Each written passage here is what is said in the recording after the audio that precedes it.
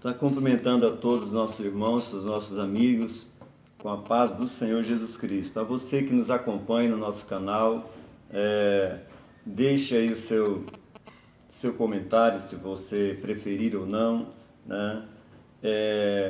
Os que ainda não são inscritos no nosso canal, se desejar, será uma honra sempre ter você conosco. Vamos estar lendo um texto sagrado que se encontra na carta de Efésios, capítulo de número 3, versículo de número 20 e o versículo de número 21, que diz o seguinte: Ora, àquele que é poderoso para fazer tudo muito mais abundantemente além daquilo que pedimos ou pensamos, segundo o poder que em nós opera. A esse, glória na Igreja, por Jesus Cristo, em todas as gerações, para todo sempre. Amém. Repetindo o versículo 21. A esse, glória na Igreja, por Jesus Cristo, em todas as gerações, para todo sempre. Amém. Nós estamos falando hoje sobre a idolatrização nas igrejas evangélicas, né? É um assunto assim um tanto diferenciado, né? Um tanto complexo, mas é um assunto que julgamos de muita importância e de muita valia para todos os irmãos que tiverem acesso a esse vídeo. A idolatrização nas igrejas evangélicas. Após algumas reflexões, analisando as nossas práticas diárias, nossos cultos, nossos trabalhos, né? E também tendo uma visão assim de forma mais abrangente, de forma mais geral sobre a questão da atuação dos evangélicos, vamos pôr a nível de Brasil e até fora dele, nós percebemos muitas distorções nesse sentido. Então, por isso que nós estaremos discorrendo essa questão da idolatrização nas igrejas evangélicas. Idolatria seria nós colocarmos algum artefato ou acreditarmos em alguma coisa substituindo a pessoa de Deus ou a pessoa de Cristo. Qualquer coisa que nós apoiamos a nossa fé e que substitua a ação de Deus na nossa vida, podemos estar idolatrizando esse elemento, né? João Calvino, ele disse a seguinte frase: o coração do homem é uma fábrica de ídolos. Então, nós temos uma facilidade muito grande para estar sempre criando um outro para nós nos apoiarmos muitas vezes até a nossa própria fé. Então, essa questão da criação de um outro, né? Exatamente sobre a questão da idolatrização.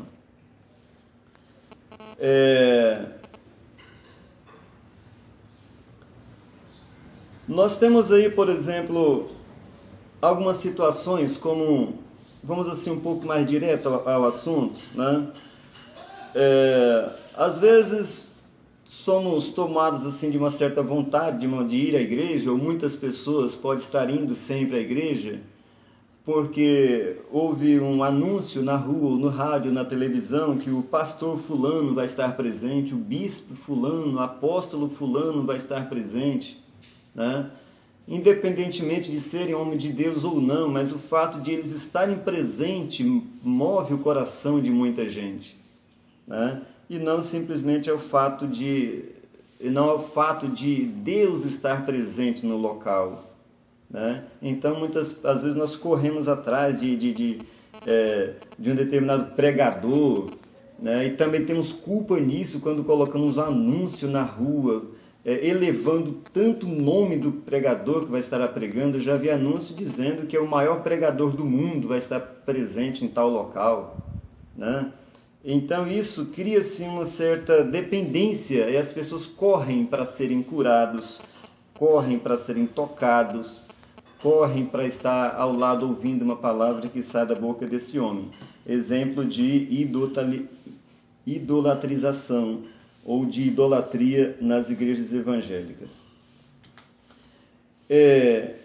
Temos também, às vezes, o nosso cantor preferido. Não tem nenhum mal você ter o seu cantor preferido, o estilo de música que você gosta, né?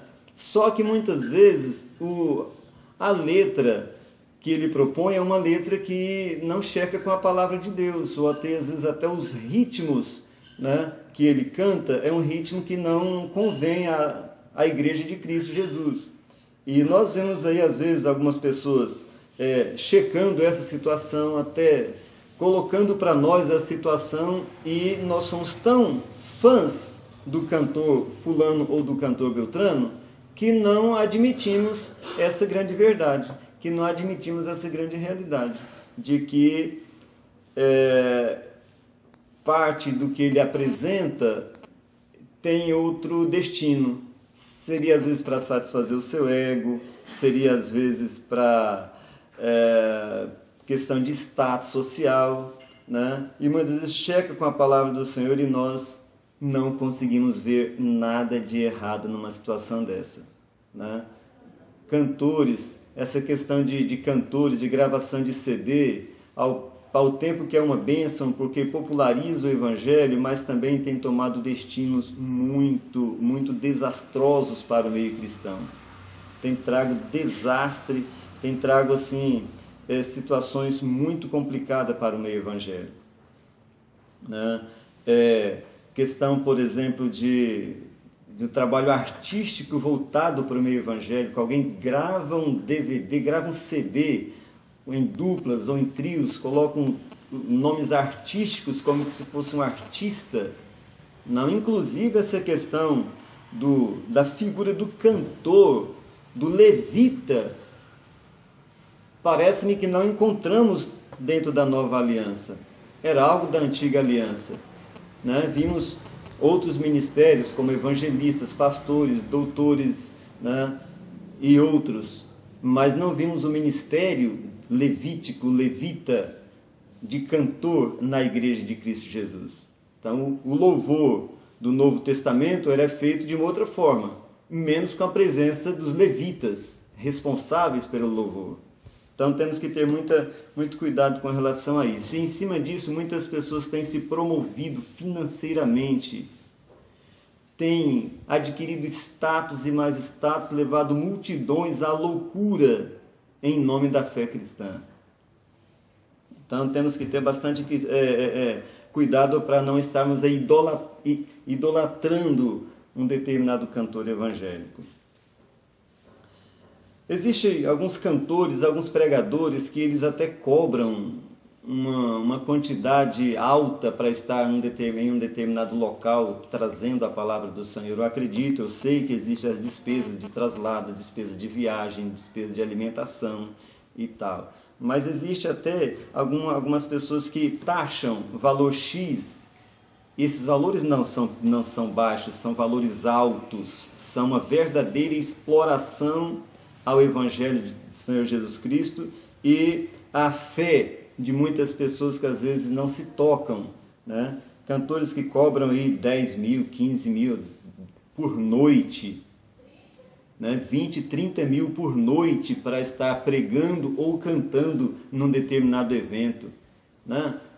E o que me chama a atenção é as multidões de pessoas que são atraídas por esse tipo de atuações no meio evangélico. No meio evangélico, estamos falando do nosso meio. Também temos algumas outras questões assim mais práticas do nosso dia a dia, como por exemplo, perder um culto de domingo à noite. Parece que perdemos a semana. Parece que a semana para nós, a segunda-feira, não é segunda-feira, se domingo à noite não formos no culto.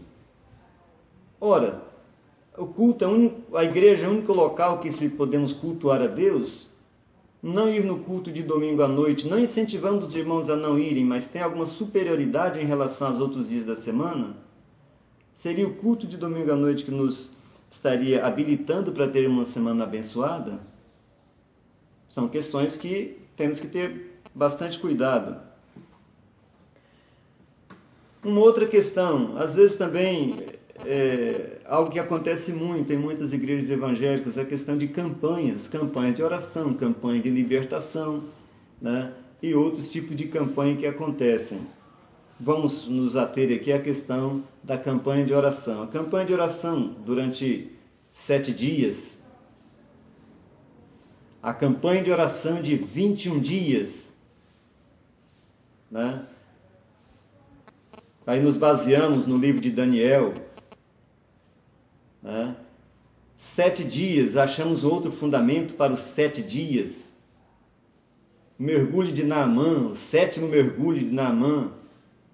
Será que isso não seria nós estarmos idolatrando o que aconteceu no passado com alguns homens de Deus ou não, né?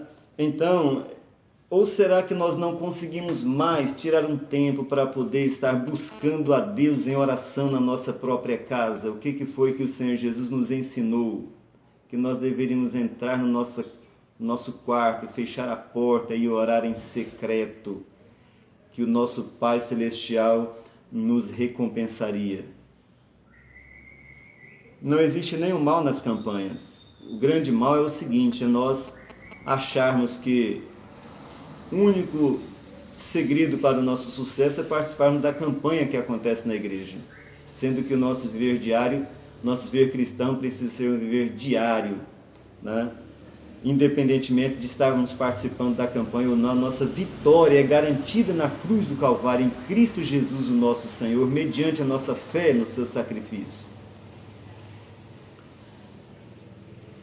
Então, às vezes tiramos semanas e mais semanas participando de uma campanha, mas não tiramos um tempo para estar a sós com Deus, no nosso quarto, no nosso aposento. Não tiramos um tempo para reunir a nossa família em torno de uma comunhão com Deus, mas não perdemos um dia de campanha no templo. Será que nós não estamos idolatrando essa campanha no templo em suprimento ou colocando em xeque uma verdadeira vida de comunhão diária com Cristo? Ou sufocando um tempo que nós poderíamos ter a sós com Deus no nosso aposento, conforme o Senhor Jesus Cristo nos orientou? Então são questões dessa natureza que precisamos estar analisando. Idolatramos também, por exemplo, o paletó, a gravata de um obreiro que está de paletó e gravata no templo, no culto. Uma pessoa que se apresenta na igreja com paletó e gravata, ele tem maior reconhecimento pelos membros e congregados de uma igreja do que alguém que não está de paletó e gravata. Será que o paletó e gravata promove algum nível de santificação em alguém? Ou será que promove um nível de status, de posição definida? Quando nós deixamos de olhar a pessoa que um determinado obreiro, uma determinada pessoa é, e passamos a olhar elementos que compõem o seu aspecto físico e conseguimos colocar nisso, inserir nisso algo relacionado à santificação e alguma superioridade, não estamos idolatrando esses elementos no corpo dessa pessoa? São questões que precisamos parar para estarmos analisando. Nós idolatramos, irmãos, o templo, a igreja, o templo, como que se fosse a única morada de Deus, como que se Deus morasse, habitasse em templos. A palavra do Senhor diz que o Senhor não habita em templos feitos por mãos de homens. Não vamos desmerecer o nosso templo, mas o verdadeiro templo do Espírito Santo somos nós. Eu e você, o nosso corpo. Nós fazemos parte da igreja e somos o templo individual do Espírito Santo. Mas parece que nós olhamos na imagem do templo, na figura do templo. Se não nos vermos dentro de um templo, parece que não estamos com Deus, parece que Deus não está em nossa vida se nós não estivermos dentro, inseridos ali dentro de um templo. Parece que idolatramos tudo que tem ali dentro do templo. Os elementos existentes no templo parece que é maior do que a glória do próprio Deus. Parece que nós não conseguimos nos aproximar de Deus a não ser dentro daquele sistema templário, contemplando todos os elementos existentes dentro de um templo. Como que o templo fosse morada exclusiva de Deus e tendo alguma superioridade, o templo físico, em relação à nossa própria vida. Como que Cristo tivesse morrido por um templo e não por pessoas. Como que a composição do templo não fosse humana, fosse física, feita de alvenaria, madeira, como queiramos chamar. Então, o que seria o templo? Um local onde nós nos reunimos na Irmandade, mas não tem nenhuma superioridade à nossa própria vida como o templo do Espírito Santo.